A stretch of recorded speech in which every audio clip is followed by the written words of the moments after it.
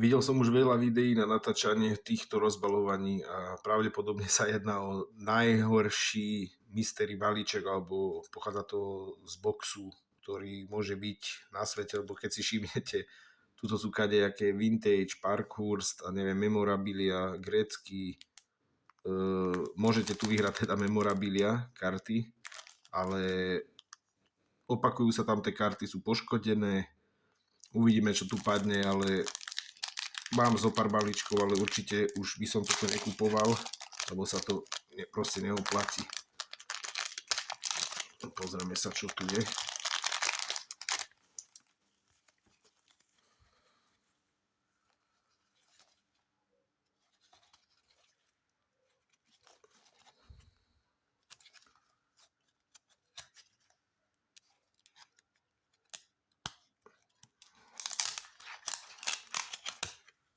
Karty zlepené.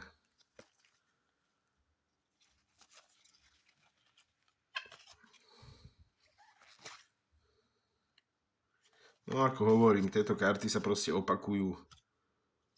Sú tu in the game, prosetky, start pick. Proste tento produkt je o ničom. Určite, keď ho aj máte, tak netreba ho kupovať, lebo radšej utrate peniaze za dačo iné. Fakt je to odpad. Dovi.